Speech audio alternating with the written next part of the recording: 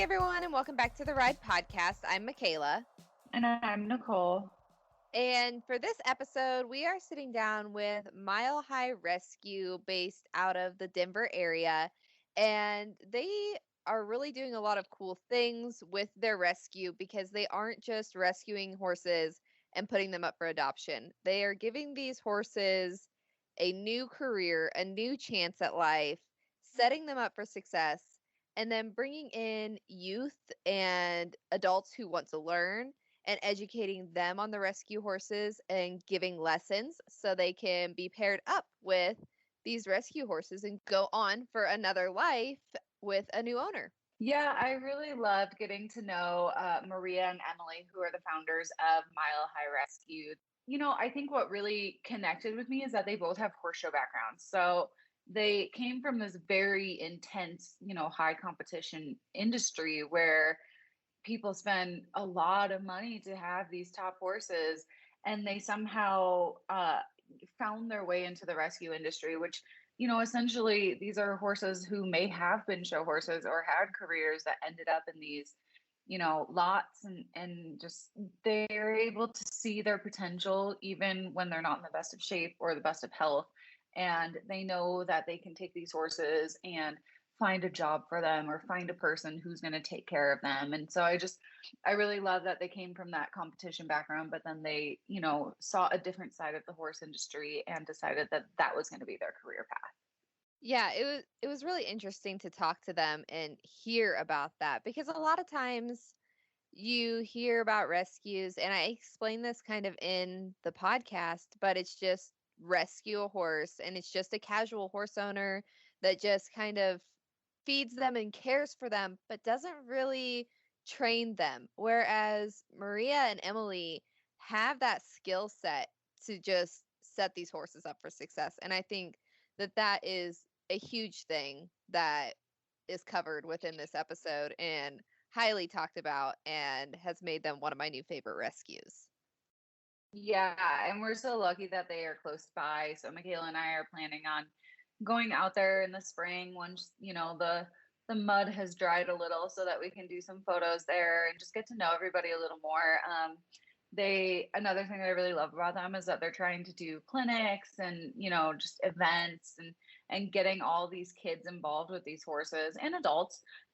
So we're going to try and, maybe partake in some of those and just, get to meet everybody and see a different side of the horse industry. But I think we're planning an Instagram takeover with them sometime soon. So we'll have to keep everybody in the loop there so they can kind of get more of a behind the scenes view of what Mile High Rescue is. But we really love them.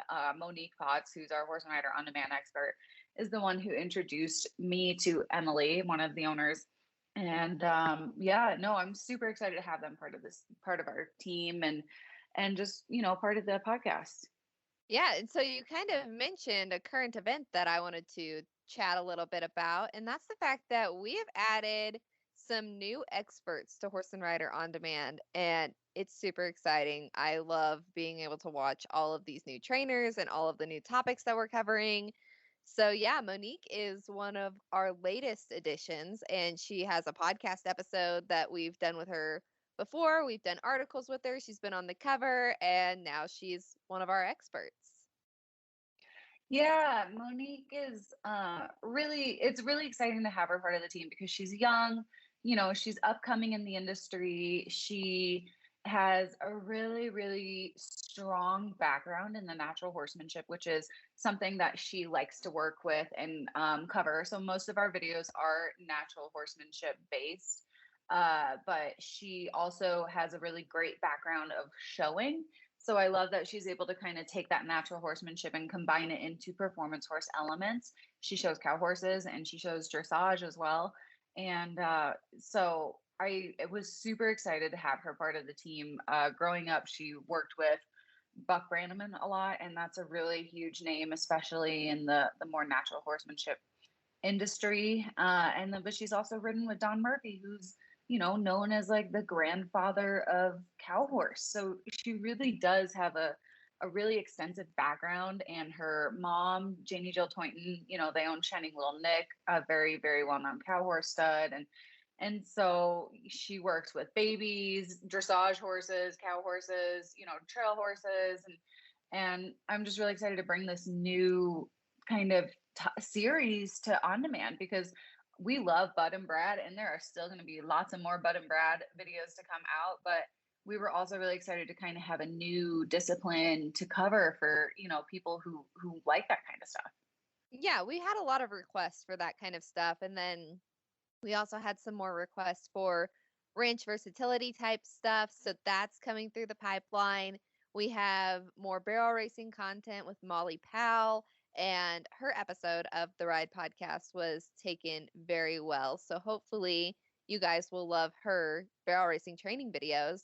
And then we're also branching into cutting and getting some very well known trainers there. So it's just every single week we are going to be coming out with a lot more new great videos that will be very helpful to anybody who rides, no matter what discipline you ride, whether you're trail riding or barrel racing, you can use all of it. I promise. You kind of mentioned the range horse versatility stuff. Cody Crow is going to be our expert for that. He's heavily involved in the industry, but it was really great timing on our end because AQHA has just approved Ranch Trail as an event in quarter horse competition. So I think we're going to see a huge jump in entries for that kind of stuff because the ranch riding is so crazy popular. And they've done at some of the AQHA shows, they've done trail stake classes that, the points don't count for AQHA or anything like that, but they were really, really well done. And I think people are really enjoying it. So, yeah, I'm super excited that we're going to have this range versatility series coming out because what great timing with AQHA just announcing that Ranch Trail is an official class. Yeah. And then even more exciting news is we go to print with this magazine, the Print magazine, next week. So we are busy, busy, busy working away trying to get this print magazine ready for you guys. So we are doing all the things, I promise, between the podcast and on demand and the print magazine. We're trying to give you everything that you want and more to learn and live your best Western horse life. Something else to look forward to, and I believe they start coming out the week after this podcast is launched. But Work Schiller, who everybody knows and loves, and who's been a longtime friend and contributor of Horse and Rider, is doing a little audio lesson series. I believe there's going to be 6 of them. And so those will come out every other week. And he's going to break down some of his most frequently asked questions and cover really good topics that people are constantly having issues with. So be on the lookout for that. It's coming out soon. We're super excited about it because to this day, the Work podcast is insane compared to all the other people that we've talked to. And so we know that you guys like Work. We like Work. We're really excited to bring this to you. Yeah, as we are excited to bring this interview to you. So I think we'll dive on into this interview, which is the first of season 3.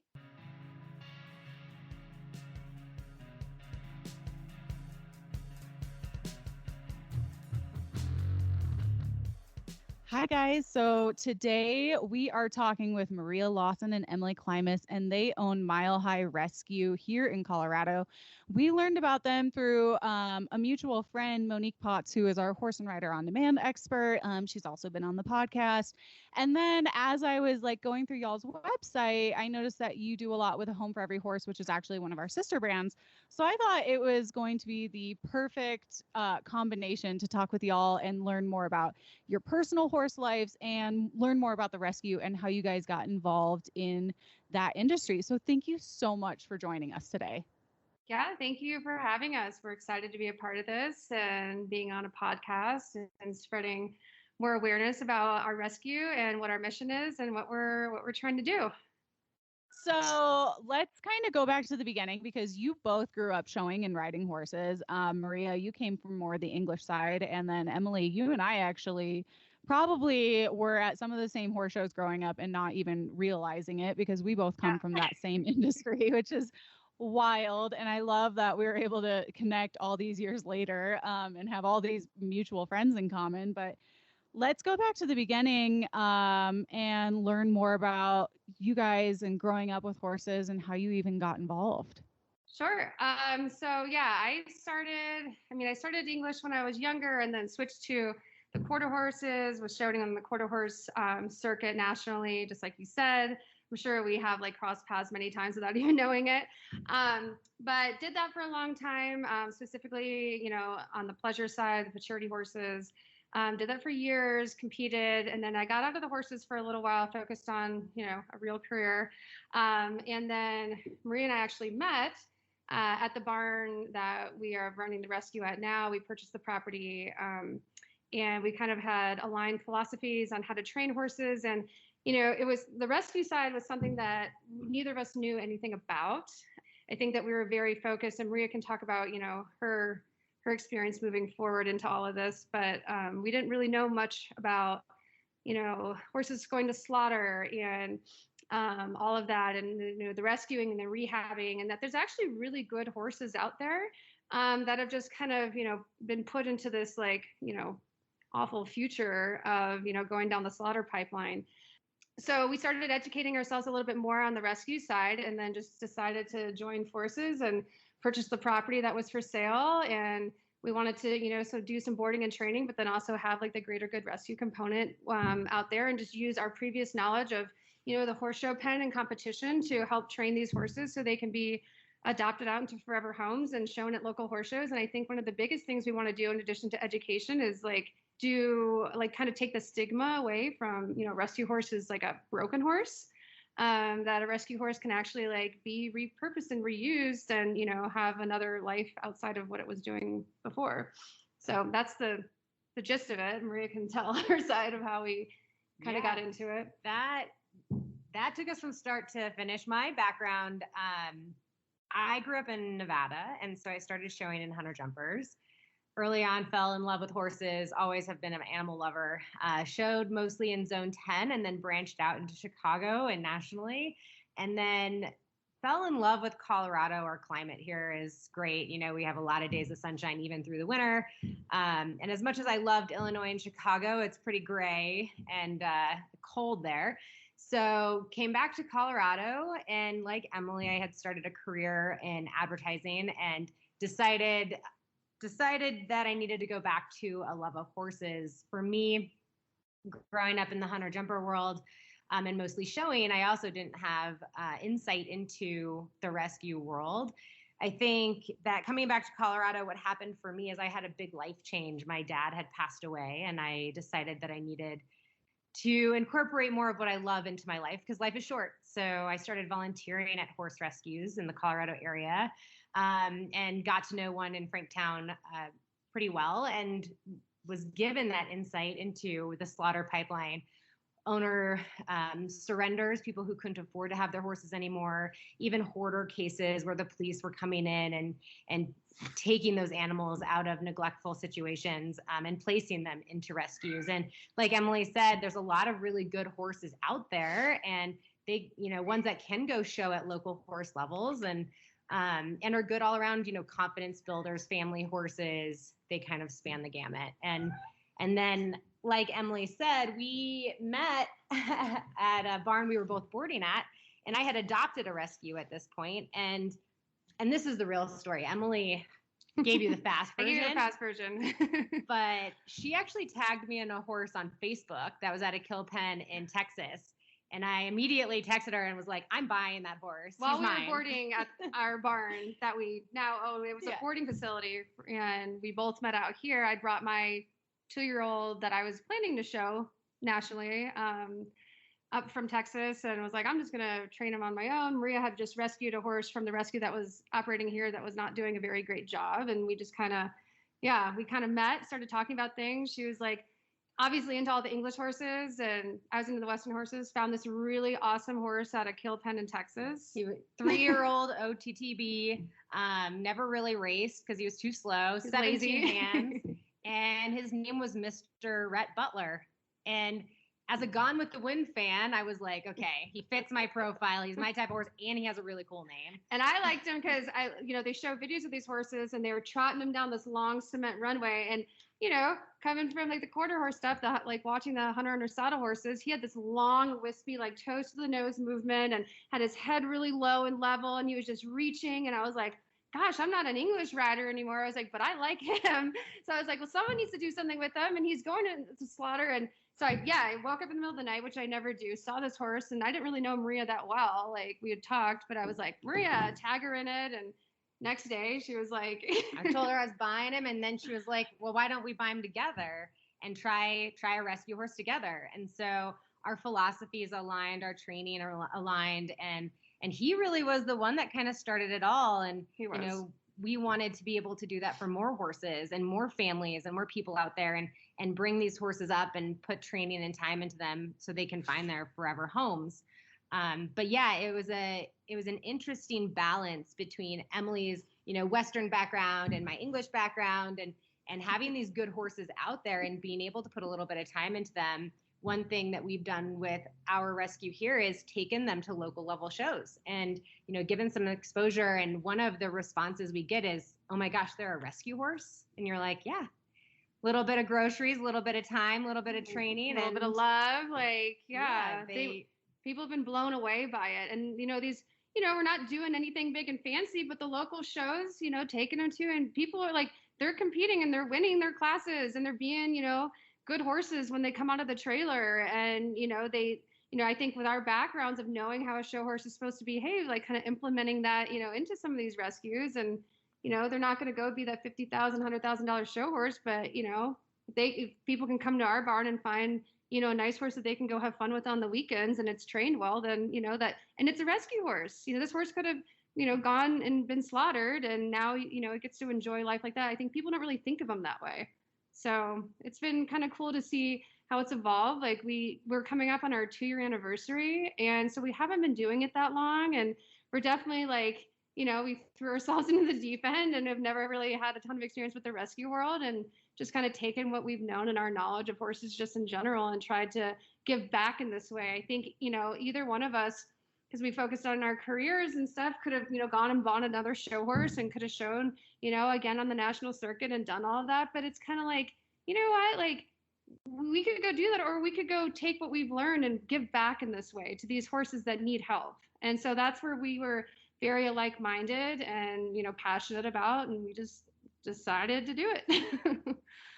I love that. It was like meant to be. Yeah. Sidebar, Maria, I did not realize that you were in Illinois for a while. I'm from Naperville, so I get the whole getting away from the cold weather to come to Colorado. Yeah, there are some great barns in Illinois, and great horses, but my heart was in Colorado. I don't blame you there. A little off track, but I learned something new about you, and I was like, oh, that's cool, because I can totally relate. One thing that I really love about what you guys are doing as not just a rescue, but just in general, is that you're taking these rescue horses, and a lot of different places they feed them up, they get them healthy, and then they adopt them out. But like you said, you're training them, and you're giving them the chance to be the horse that they could have been. Some of them just end up in the wrong hands. Some of them, people don't fit every horse, and they're not given the opportunity to be the horse that they could have been. And you guys are really doing that for them. And I remember I've been lucky enough that I've gotten to see your place. We've done some stuff together outside of the magazine. And I told Michaela that one day that we are going to make it to your place. We were supposed to be recording there today, but unfortunately life got in the way. But hopefully this summer we can take some pictures for the magazine and just, explore the place a little bit. But you guys are giving lessons to youth kids, and the youth kid, there was like 5 youth kids surrounding this rescue horse, and they were obsessed with him. And I went to put a halter on him, and the one girl was like eyeing me up, like, don't hurt him, like he's my baby. And I love that. I absolutely love that you're not just a horse rescue, but you're bringing these kids and people who just want to learn about the horses and giving them the chance to be around horses. I think that's a really important part of what we do too, is our community, right? Like we bought a barn that is nestled in between a whole bunch of housing developments, and there are a lot of kids in this area. and kids that are curious and want to learn more about horses, some that came with, a basic knowledge and some that haven't. And besides our volunteer program where they can get hands-on experience on our daily chores and what it takes to really take care of a horse, to our lesson program and our leasing program. And those kids, one thing that we want to instill in them, both of us came from a show background, but is that there's a whole bunch of great horses out there, and that rehabilitation process is really important, and having that kind heart and patience, when needed. The horse isn't necessarily a tool that you're going to hop on and just ride. It's really about the connection and the bonding. It builds responsibility and trust and all of those great things. Yeah, I think, the programming is something that now coming into our second year, Maria and I are really thinking about, and it is that educational piece and, the lessons and, like Maria said, that our location, that was one of the reasons we bought it because, we're more of an urban barn, and it does feel like a community barn, not in like, kind of, we don't take things seriously, but we do, but it's more like, everyone helps each other and everyone's here for the good of the horses, right? I mean, coming from the show background, we all know like it can be stressful and competitive, and you lose like, the horse does maybe become more of a tool, and you lose like that connection, the bond. And when you see these horses come in that have been starved or neglected, or you can't touch, or they have, most of these rescues have trust issues. So we're not, Maria and I do all of our own training here. Like we're not just training a horse that is bred to go do something that should go and do it well. We're retraining a lot of issues that these horses come in. We do behavioral stuff. We have ones that don't trust. We have, and having the community barn, like the kids that come here, they're not just coming here to get on their show horse. They're coming here to like learn the whole process and see the whole process, and the bonds that they have with these horses, and the way that we're teaching them how to connect and learn behavioral things and how to like really communicate with these animals on a different level of just getting on their backs is awesome. And we get, kids that have had experience and kids that know nothing just because of the housing developments we're around. People come up our driveway and they're like, we've never seen a horse before. And then next thing you know, the kids are taking lessons and the parents are like, oh my gosh, I never knew my kid could do this.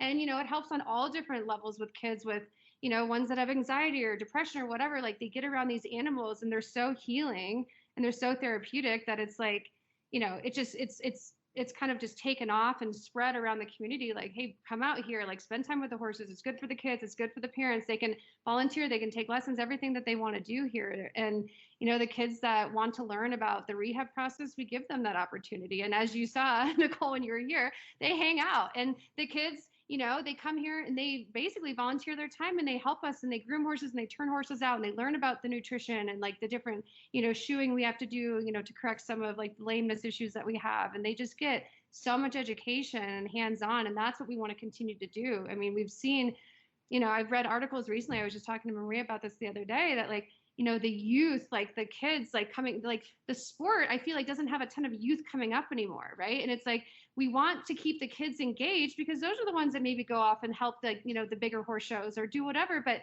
if we get the kids engaged, like I started, younger, Maria started younger, y'all start and you get bit with this bug.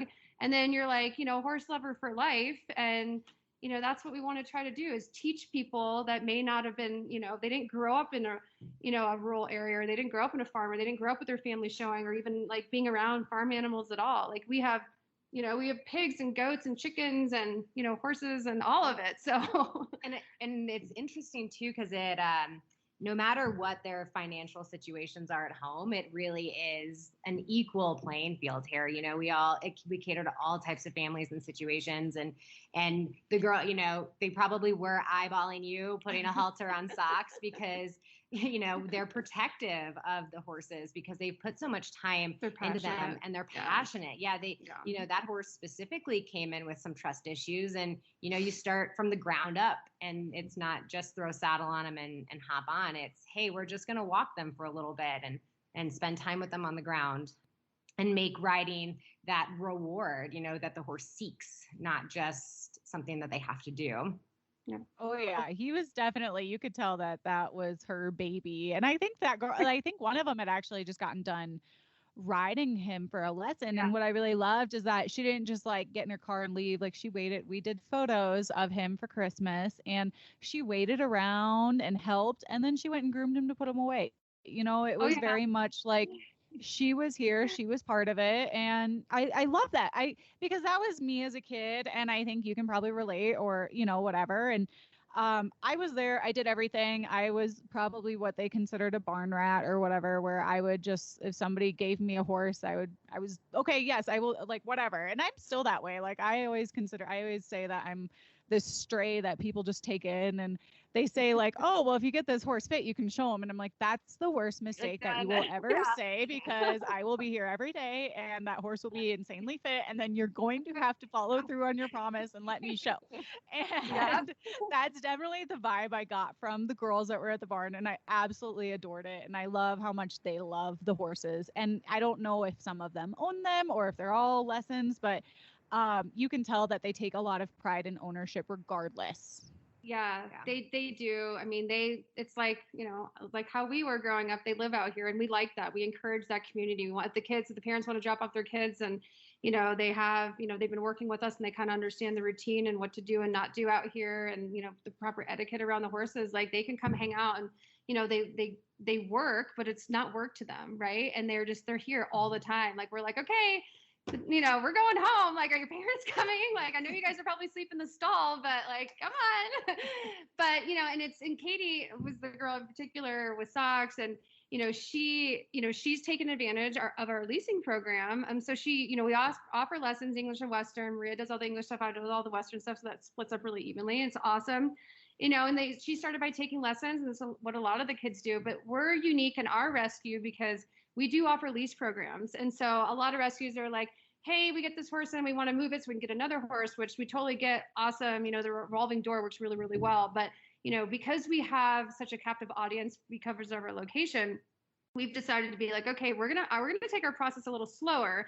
And what we're gonna do is we're gonna say, okay, we've got this rescue horse. They're ready for adoption. So what people can come in and we can say, hey, we'll do an assessment ride. We'll try to find, which horse works for you. But then we're going to say, hey, we're going to do a lease for 30 days prior to adoption. So they will lease the horse and they will assume we can do half lease or full lease, price depends, but really half lease is half of the cost of the horse, full lease is full. And then people can really get a sense of like what it costs to own a horse and what the responsibility is. Because I think people are like, oh, I want to get a horse. This sounds great. And then it's like, okay, but there's a lot of cost and there's a lot of time and a lot of responsibility. And there's a lot that goes into it.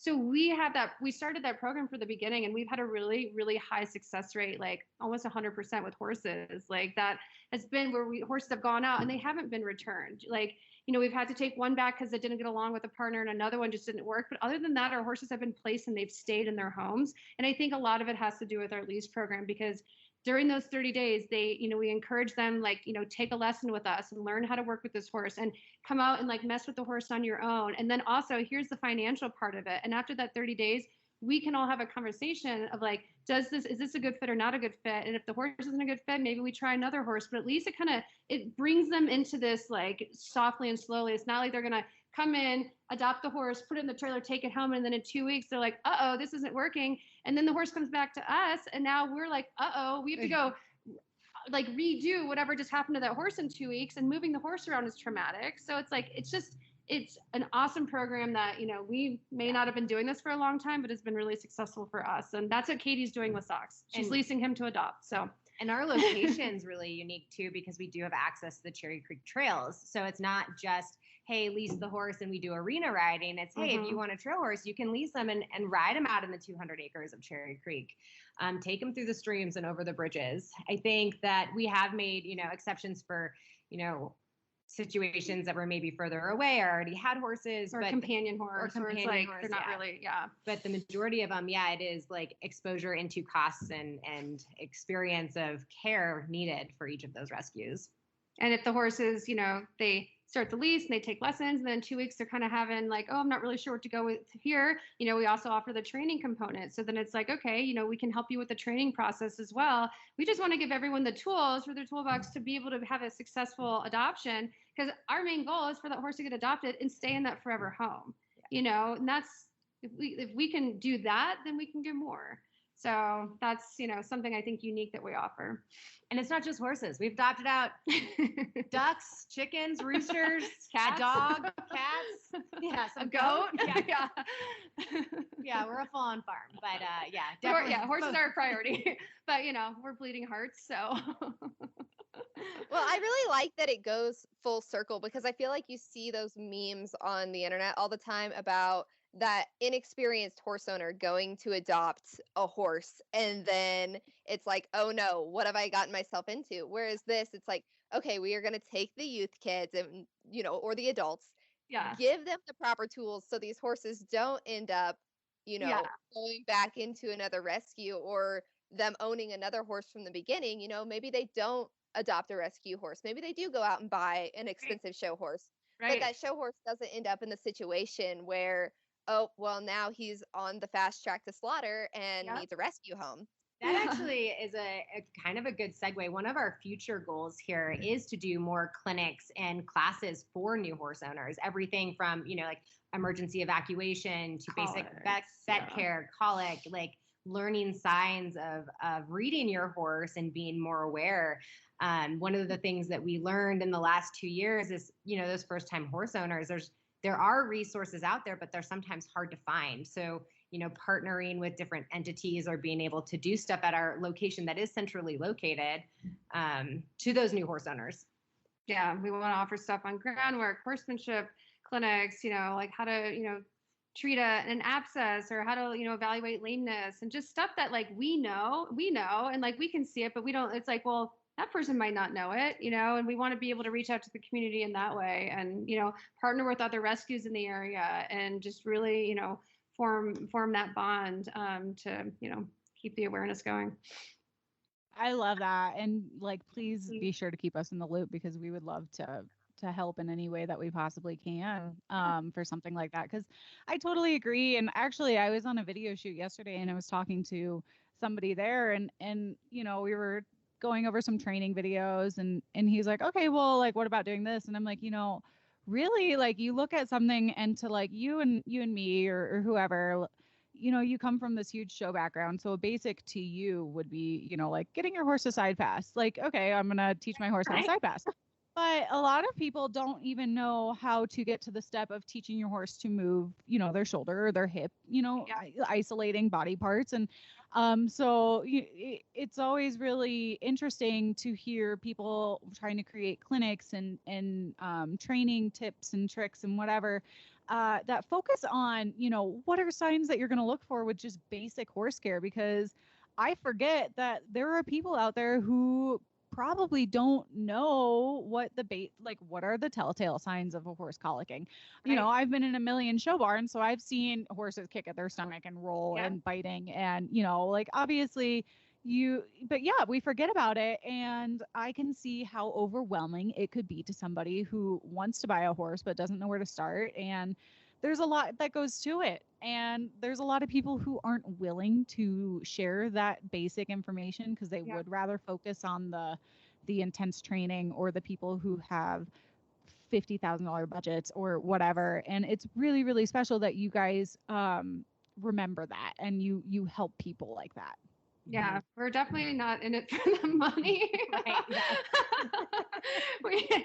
I mean, it's horses in general, right, are expensive, but I mean, it is. It's a labor of love for us. We're passionate, and I think just us not really knowing much about the rescue side of anything, and just being the horse show side, and now coming into it, it's like, okay, you know what? It's a lot of it does cost a lot, and it is a ton of work, and fundraising is difficult, and like caring for these horses that come in that need corrective shoeing and need tons of feed and all of this stuff. It is a lot, but it's like so rewarding. Like it's great to go out and win a class, but this is like, you feel so good. You feel so accomplished at the end of the day. You're like, wow, okay.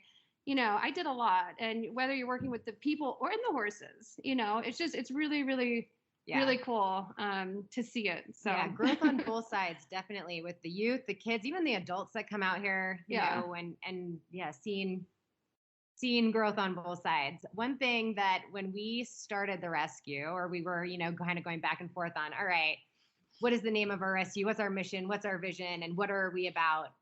We did kind of come in guns a blazing because we want to save them all. And some of the best advice we got, we went in and we actually went to Kuha. We were presenting for them and kind of, letting them know we exist and what we want to do. And the best advice we got was crawl, walk, run. Don't go in and try to save 50 horses and try to adopt out those 50 horses. And 20 of them are green and you can't touch them. Yeah. One's not halter broke.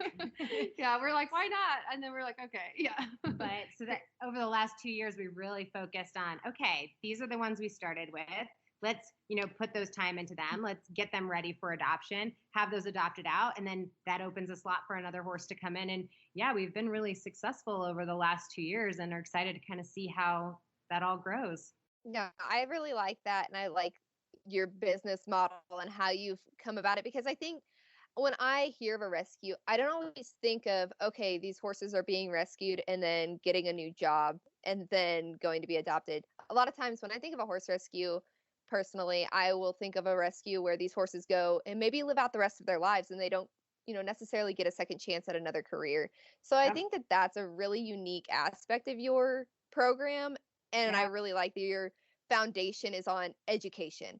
It's not so much like, okay, we love these horses and we want to rescue these horses. It's we love these horses, want to rescue these horses, and give both the horse and the human a proper education. Exactly. Second careers are really important to us too, because we also let the horse sort of guide that, right? Like we had some off the track thoroughbreds come in, and do they want to jump? Not really. Are they going to go maybe do more ranch stuff? Yeah.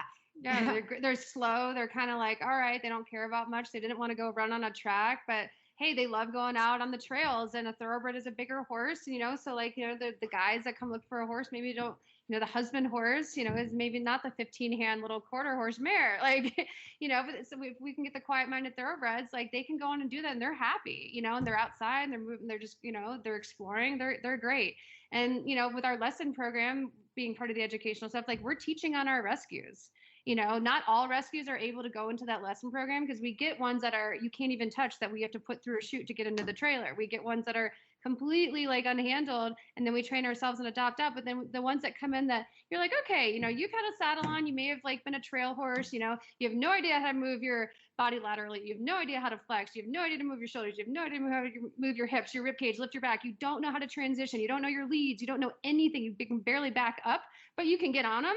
Like, we take those horses and we do like 30, 60, 90 days, but they're quiet and they're good. And then they go into our lesson program and they teach kids how to ride. They teach adults how to ride until they get adopted. So like we're teaching on them, which is awesome. And the rescues, I mean, it's just like any horse, no two horses are the same. And the rescues come with kind of this added layer, which is, really cool for, I think, people to learn about. So how exactly do you go about finding these horses that you're rescuing? I know that you talked a little bit about your first rescue horse, but going forward, how have you found these horses? We combination of places, really. Surrender cases, owner surrenders, people that, have, for whatever reason, fallen through hard times, can't afford to take care of their horses anymore. For whatever reason, auctions too. Auctions. We'll go to the auctions and bid against the killer buyers. The horses, not a lot of people know this, but when they go into the livestock auction, like we have, a couple here in Colorado, the big one is up in Fort Collins at the Centennial Livestock Auction. But when they go to auction, they're being sold for slaughter and they're being sold per pound. They're being sold with the cows and the sheep and the pigs and the goats, for food, for human consumption. So you're not going in and they're not like, $500, $300, $1,000 for the horse. You're bidding on them per pound because you're sitting there across the room from, multiple killer buyers where this is what they do for a living and they buy them per pound and then they ship them and across to Mexico and they slaughter them. So that's a whole other conversation in itself, is the auctions and, going through that whole process and bidding against them. But it is traumatic. Like going in there, they run the horses in really fast. You bid quickly and then they run them out. Sure, sometimes you have a chance to go see the horses before the auction actually happens, but it's extremely stressful for the horses to be run through. They're treated just like, they are livestock animals, right? But they are, they're pushed in there like they're a hog or, a cow or bull, whatever. And It's traumatic to watch. It was definitely like eye opening the first time we went to one where it was like, oh my goodness. And okay, then we're like, we're only taking home one, and then we filled pack the trailer. Every time we're like, oh, you can't. I mean, it's that's why we have the rescue. But we go to the auctions. We try to fundraise while we're at the auction. We'll say, okay, there's 4 good horses, 6 good horses here, and we'll try to, fundraise and get the money beforehand, or we'll just kind of do it and then try to fundraise after. But it does happen really quick. We've worked with other rescues too, like at the auctions. If they'll see a horse, they're like, hey, this horse is worth placing into a rescue and giving a second chance. Like we have worked with them and in taking some of theirs, or if they fundraise for them, we'll give them a home, kind of working like collaborating like that. But yeah, so the auctions are we haven't been going quite as much because we've been getting a lot of owner surrenders recently. I think obviously because of everything that's been happening in the world and COVID and people losing their jobs and just horses being expensive in general to care for. Luckily, there are people doing the right thing, which is contacting a rescue and saying, hey, listen, someone can contact us and say that they want to surrender their horse. We'll take that horse in, whatever. No, won't ask any questions. We'll just take them, and we will take them right away and just care for them. Where some people, I think, well, they'll just put them through the auction and make a couple $100 off them, and hopefully it goes to the 4-H family that's looking for their weekend horse to show. But that's really not the reality. I thought it was, but it's not.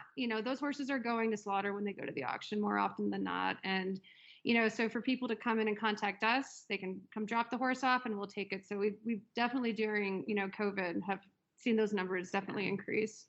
And your question of where we get our horses from, definitely auctions and owner surrenders. But one of the things with COVID specifically is we were trying to actually keep horses in their homes for people who couldn't afford them. Yep. Because what was happening was we were getting contacted by so many people, and there is a capacity limit that we have here and that the other rescues have. And so we did a hay bank early on, and I know that there were other rescues doing a hay bank. We were strategically trying to get the whole state covered with hay banks around Colorado so that people could apply. And, hey, they're having a hard time right now, but does that mean they have to get rid of their horse? Maybe it's just, a couple months of help to get them through. But yeah, that was definitely a concern of, the easiest thing to do is keep a horse in its home, and it's less stressful for them. So how could we come together as a rescue community and do something for them? And so, yeah, our hay bank was wildly successful. We got rid of all of our hay pretty quickly. And yeah, we did mitigate the issue of them having to take their horses to an auction or surrender them. Yeah. I didn't know that about the hay bank, but I love it because Michaela and I constantly bring this up on the podcast, but the horse community, while it has its faults, is a really caring community. And when things are hard, we come together to help each other. And more specifically, Michaela and I were talking about this when the fires were happening in Colorado and we had to evacuate our horses, which was a really different experience for someone. Both of us are from the Midwest where you don't really have wildfires. But same thing. We have a pandemic. People are losing their jobs. Things are different right now. And it's really cool to hear that you guys have been able to figure out a way to help the community so they don't have to surrender their horse and they can get through these really hard times and hopefully, continue to give their horse a really great forever home. Yep. Exactly. So another thing that I thought was really interesting, Emily, you and I had the similar thoughts about auctions and where people are going to get their 4-H horses, and I'm not really aware of by the pound and fighting auction bidding against kill people, whatever. And so, yeah, that totally opened my eyes. But then I came to your barn and I saw a horse that I knew, and that really changed my. I was wondering if we were going to talk about him. Yep.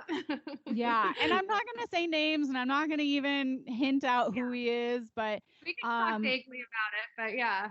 But yeah, that was a really big life-changing moment for me in the horse rescue aspect, because in my mind, I'm looking at this very famous show horse and I'm going, he's really nice. He's a nice broke gelding. He's won a youth kid, a lot of awards. Yeah, He's a reserve Congress champion, and somehow he fell into the cracks and ended up in a kill pen.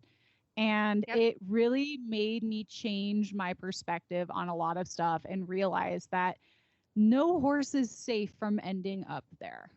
You're exactly right. I think, I found him. He was at a kill lot in Texas. A lot of the kill lots are down there because it's obviously the last stop right before they cross the border down into Mexico. And I was looking at some videos and some horses, and he popped up on one of the videos, and I was watching him move, and I was like, pleasure horses are my passion. I stare at them all day long. I've done it for years, and I saw him come up, and I saw him lope off, and the rider didn't know what they were doing, had a big drape. He had his top line perfect and was loping around, and I'm like, what is this? Like, I'm like, so I'm watching it. I contact them. I get him. I rescue him. I get him, safe off the slaughter truck. Didn't really know a whole lot about him other than I'm like, he's interesting to me, just by his movement, and do a little bit of research and find out that he is registered, and then do a little bit more research and find his show record, do a little bit more research, realize he's a reserve Congress champion and competed in the all around. He was showing in like 7 different events. And he gets here and he is skin and bones. You can see him, on our Facebook page, on our social media. He's been one of our poster horses because of like the amount of like neglect that he went through. He looked like he had Cushing's. His coat he had rain rot all over him. Skin and bones. I mean, he had no life left in his eye. He just looked completely defeated. He came off the trailer. He could barely walk. He had abscesses in like 3 out of his 4 feet. I mean, he was just in so rough shape, and it was heartbreaking to see any horse in that shape, and then to like realize that this horse is a horse that competed at a national level and won, and he did so good for somebody, and he performed his heart out for somebody, and then who knows how he got where he is. Thankfully he's in our care, and he'll never have to go and endure anything like that again. But it's just like that type of horse wound up there, and it's like that's the background I came from, and I was like, oh my gosh, it's heartbreaking. And he's one that we were lucky enough to find. We can't rescue them all, and and it's hard because I think it is like, oh, maybe he wasn't competing at the level he wasn't winning, or maybe he had some soundness issues, or maybe this or that or whatever, and and he got passed along and passed along and passed along, but then he wound up there, and he's fortunate.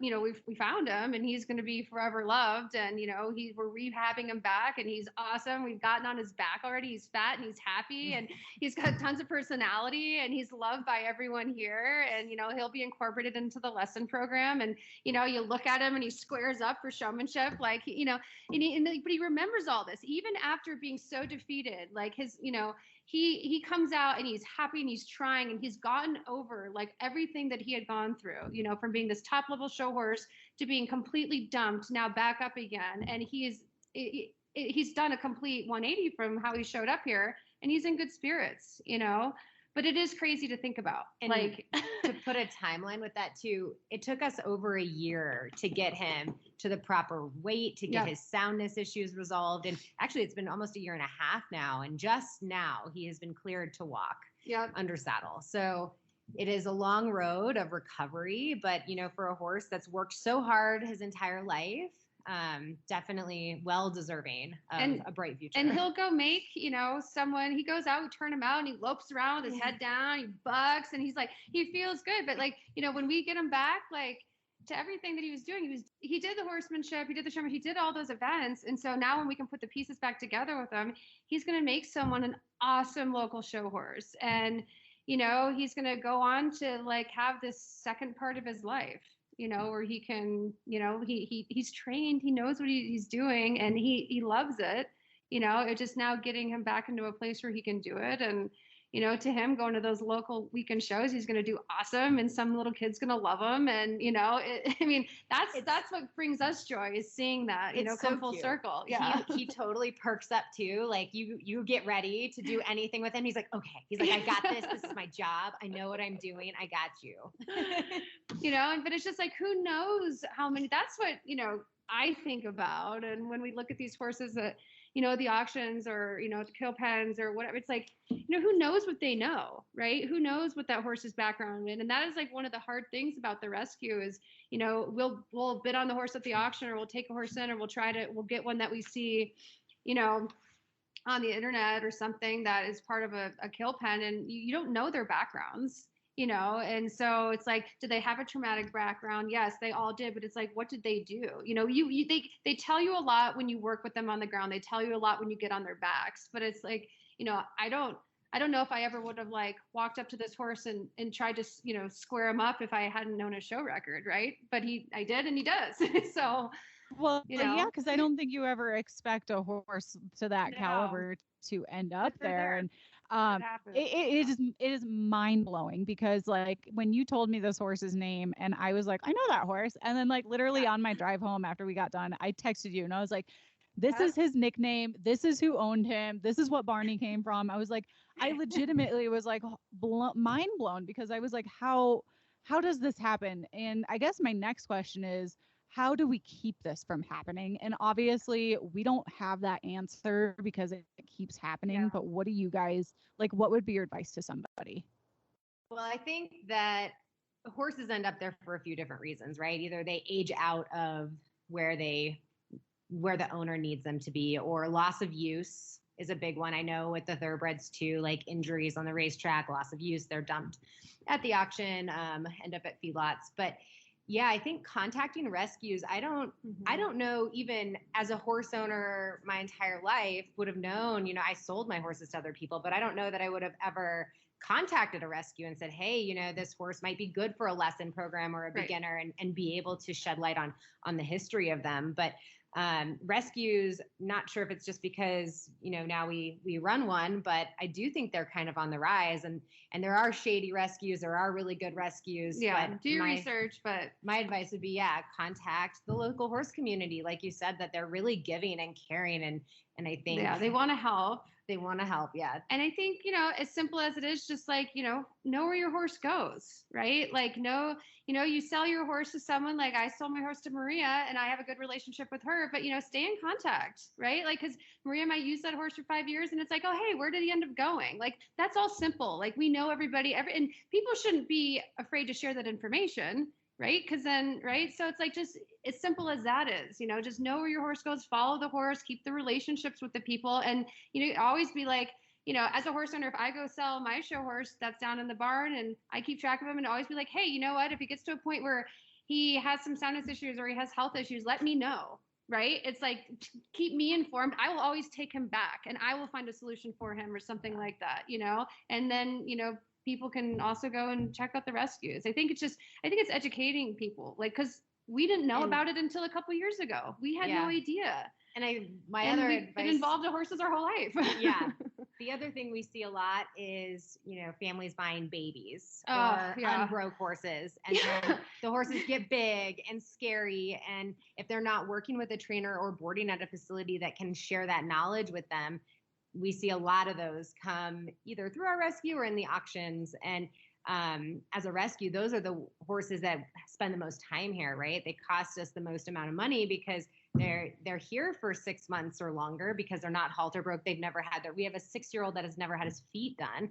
And although we got a nice letter, from the owner saying, hey, I bred him in my backyard. He's big and beautiful, but he's 6 and he's huge, and I don't know what to do with him. Scared of him because he didn't try to like handle him when he was a baby. But I think like that's another good point, Maria, is that like training is such a huge component with horses, whether the horse is green or, is broke. Like having a trainer involved is so important, right? So it's like, say someone, they go and buy a horse or adopt a horse or whatever they do, and then they're working with this horse in 6 months, they're having issues. A lot of people are like, oh my gosh, this horse is crazy now, and I don't know what to do, and so I'm going to take him to the auction. But have a relationship with the trainer. Show horses stay in a training program for a reason, because you want to keep them in moving forward, or keep him, from going backwards. And a lot of people are like, well, I put my horse in training for 2 months, and so it should stay that way. It's like, no, they're animals. Like you have to keep working with them on a daily basis to keep them moving forward and not going backwards. And I think people whether they're adopting horses or buying horses, like have a relationship with the trainer, because that trainer will probably figure out how to get you out of a sticky situation so you can get back on track with that horse so it doesn't wind up somewhere. I think it's just the educational part of it too. Like people want to help, reach out to a trainer, reach out to whoever, and see if you can fix it. And my last piece of advice, because this is now, we're on a roll here. We see horses that come into auctions sometimes or are in situations that maybe need to be euthanized, right? And that's a really tough conversation. But sometimes it is, the best thing for the horse would be to allow it to transition to somewhere maybe better and not suffer if it has broken bones, or we had seen a couple that were in bad health, and they're run through the auction and they can barely walk, and they are going to the killer buyer, but instead of being run through the auction, loaded on a trailer, shipped to Canada and Mexico on 20-hour drive times, like no food, no water, being trampled. Right. Yeah. Like, and the potential of mortality happening during that transition in a feedlot or whatnot. We have a no questions asked, euthanasia. We know that there's other rescues that do that too, but always having the best interest of the horse in mind. Yeah. I think that topic is really important, and it's also really hard for us as horse lovers and just animal lovers in general to face and be in reality with. And I've had this conversation in the past, not so much about horses, but just animals in general. And when but I think it is important that you share light on that side of it too, because not every rescue is a happy story like the one that we were talking about earlier, that he had a great show record and now he's going to be able to help some little girl or boy learn how to do the showmanship or the horsemanship or whatever, and they're going to have a bomb horse to do it. But it's also really important to share light on the other side of rescuing too, because it's not always happy. It's not always happy. It's hard. It's what we've seen in the last 2 years has been more than I've ever seen, being, at a show barn. They come in and you already have the odds against them. Some are starved points, like past the point of like rehabbing. Some of them, have, they're already like so far into laminitis that there's no reversing it, and it's hard. But, I think we know at the end of the day, we're helping as many horses as we can, and whether that horse has a short time with us or a long time with us, or has a home that it goes off to and has a long second life with, as long as we give them a soft place and a soft landing, and we're doing the best for the horse, that's what matters. And it is hard. I mean, I've never had to euthanize as many horses ever in my life until we started this rescue. But just knowing that they came to our place, we showed them love, we showed them compassion, we did what we could, and they're not going and getting slaughtered in some barbaric way that is like, down in Mexico or in Canada where there's no regulations. Like, that at least softens it a little bit for us, but it's the harsh reality of it. But it's what we've chosen. So there's good and bad. The good does outweigh the bad. Always. Yeah.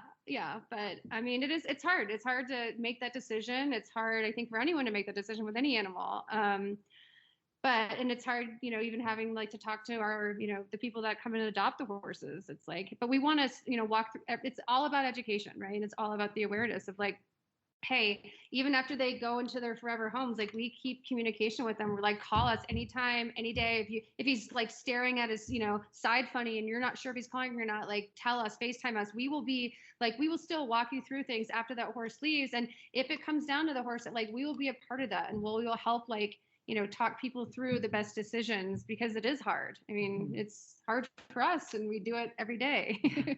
So, but yeah. No, that's great though that they have that resource within you guys even after the horse leaves your rescue. That they know that if there's for some reason that they need to call you and get your advice on either just training, or if your horse is colicking or foundering or whatever, it's really great that they can go back to you, and it's not like once they leave the property you're wiping your hands clean of it and you're on to the next one. So that's really great too.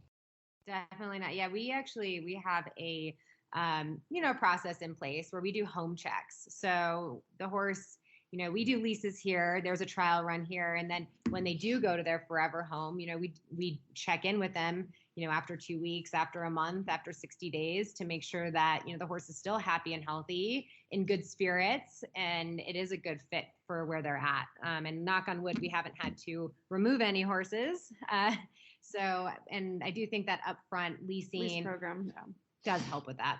Yeah, we're very hands-on, but horses are hands-on in general. So it's, as much as we can do. Wish we could, we can't be like in 50 places at once. We try to be, but yeah, I mean, I think, the more help and guidance we can get, then eventually they kind of learn how to walk and run on their own. But we do help, through the beginning stages and through all of it. But yeah.